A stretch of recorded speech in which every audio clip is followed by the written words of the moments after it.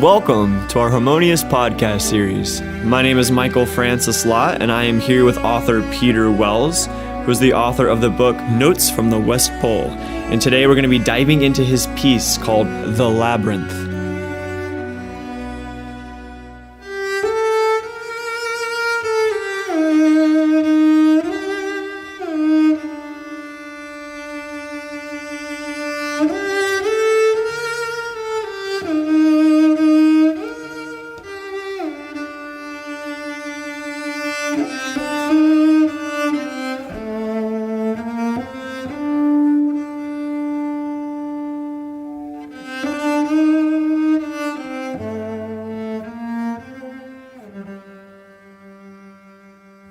The intelligence of the whole being is always available, and the original innocence with which we experienced our early years is still accessible. However, our culture requires of us a vast amount of memory and learned knowledge in order to participate in the way of life. And participation is compulsory. Every child is made to attend school and to be obedient to authority. Disobedience brings punishment and guilt, and the young mind is busied with a learned fear. The powers that be dominate the child, and the child learns to divide the whole into right and wrong, good and bad. Therefore, as we grow and adapt to the requirements imposed on us, the intelligence of our being is concentrated in our minds by necessity, and our original innocence is obscured and unthinkable. Let's call this culture, with its adversarial rule of law and its absolute authority over the person, with all of its great inventions and its printed money, let's call this way of life the labyrinth. The labyrinth includes all that we covet, all that we disdain. It's a tragic comic carnival of clowns and monsters, lovers and haters, winners and losers. In the labyrinth, the warrior belief system is in power, with rewards and punishments, friends and enemies, persons of power and wealth, and persons in jail waiting to be executed. The labyrinth is a maze of opposites where the challenge to fight the battle is thrust upon us in order to survive and in order to succeed. One learns to live with conflict in the labyrinth, adapts to the punishments, and strives for the rewards. A person can become skillful in dealing with adversarial relationships, like the warrior, the lawyer, the politician, or one can be obedient and submit to the flow and try to make the best of it. Many of us feel trapped in the labyrinth and are not well suited for a life of conflict. We don't want to go to war or fight legal battles or run for office. We're much more interested in the pursuit of happiness or in the enjoyment of nature or in some artistic endeavor. We would prefer a more harmonious way of life than the labyrinth can provide. We'd like to find a way out from the labyrinth, but there appears to be none. No exit is permitted. The rule of law is universal and compulsory, as are money, licenses, and taxes. The legal and police forces insist on absolute power over each person.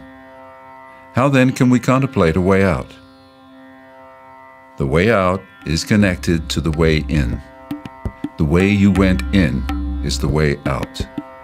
By retracing your steps and unraveling the knots you've tied within your mind, by releasing yourself from judgment and the confusion of hopes and fears that you were required to learn, you can find your own way out from the labyrinth, because the labyrinth is the creation of your mind and does not exist without your thought.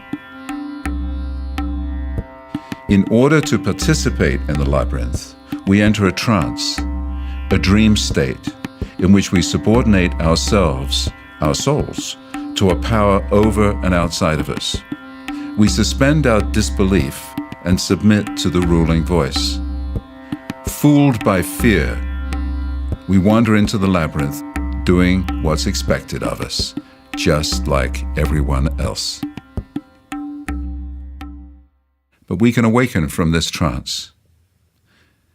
The way out of the labyrinth is by a change in consciousness. When the mind rests and the chatterer is quiet for a timeless time, the intelligence of the whole being becomes available. When we place ourselves where there is no need for thought, perhaps on a secluded beach or a mountaintop, then, when our thinking stops, we can experience that change in our consciousness. A completely familiar place for each and every one of us. We become aware of the whole intelligence within us that includes all of our processes. This is the indivisible consciousness of the soul. The soul comes from a place before birth and goes to a place beyond death and uses the whole brain, even as the thinking mind is ignorant of it. As soon as we recognize that the living soul within us is infinitely more aware than our worded sense, the learned values and remembered knowledge can take a lesser place in the being. When we awaken to the consciousness of the soul, we realize that the labyrinth and the warrior belief system is a dream, a creation of the mind, and can be exercised or not, at will. This soul is our original innocence, a whole intelligence in touch with the essence of life itself. The source of life is within us, evolving over millions of years to become this, indivisible, beyond judgment, beyond good and evil, beyond the labyrinth.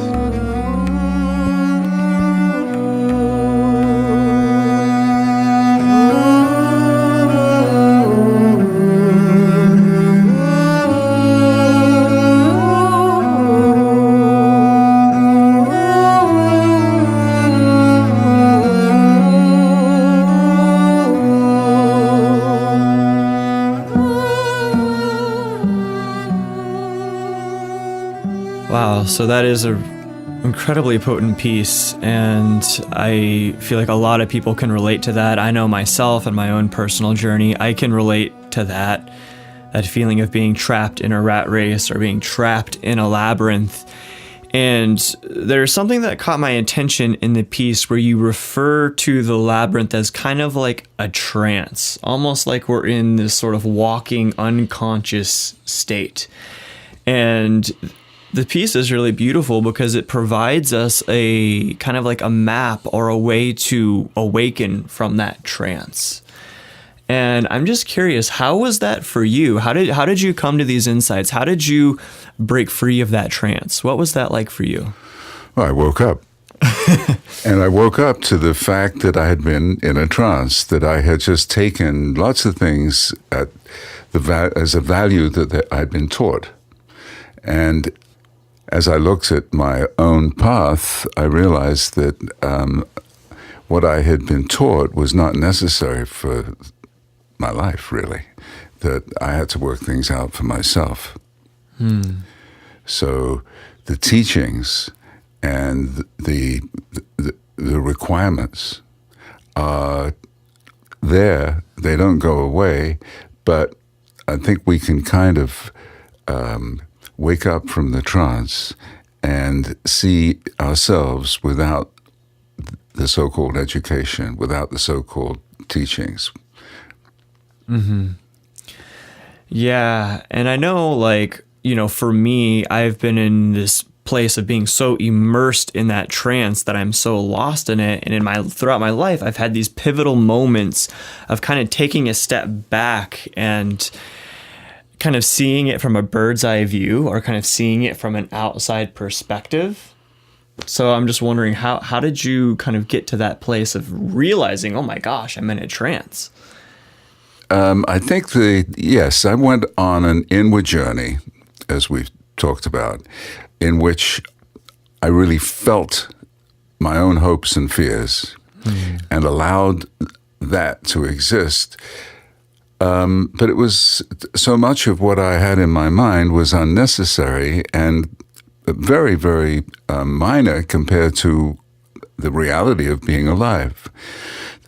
The whole point, really, is that we are part of a civilization. We're part of a way of life that has dualism at its core, that is divided between us and them, and between good and evil, etc., and friend and enemy.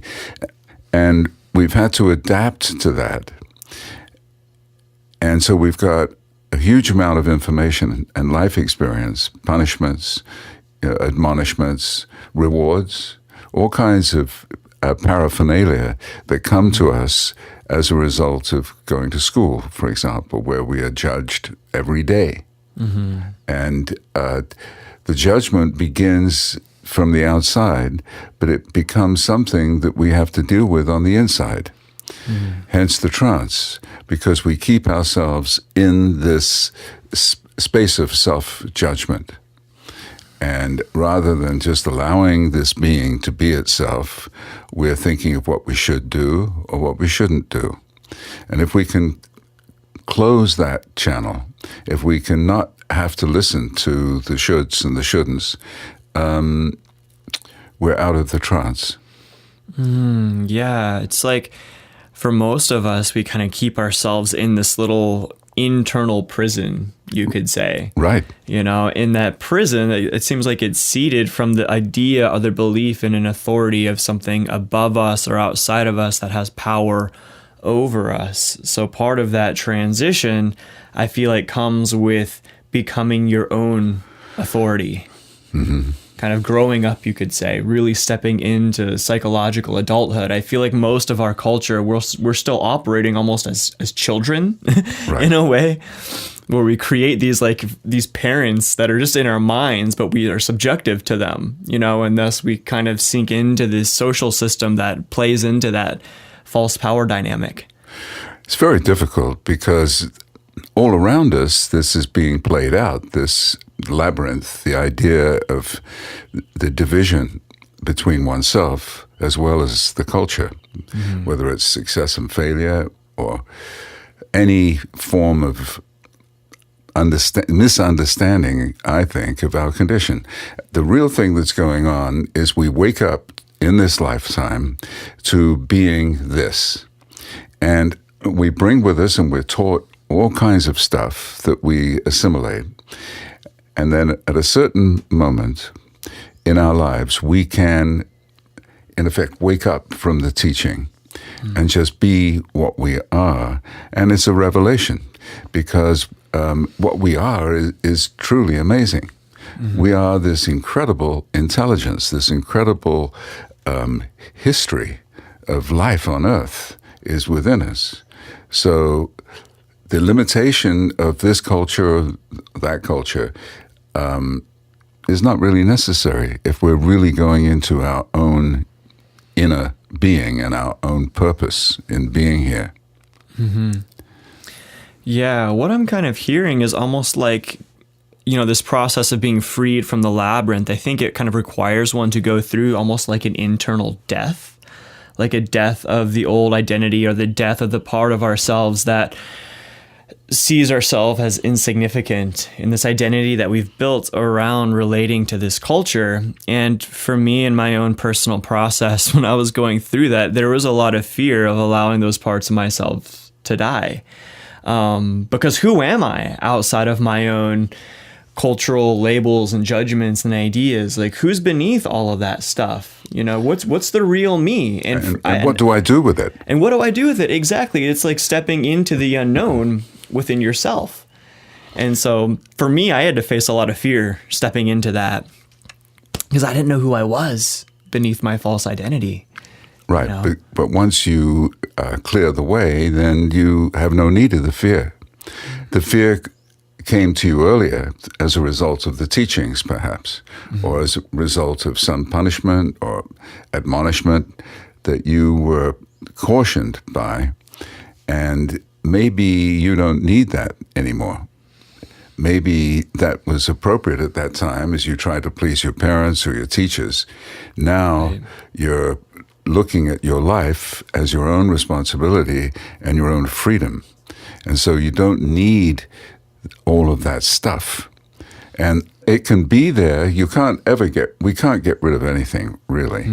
We can change our behavior, and thinking is behavior. We can change our thinking, but we can't change who we actually are.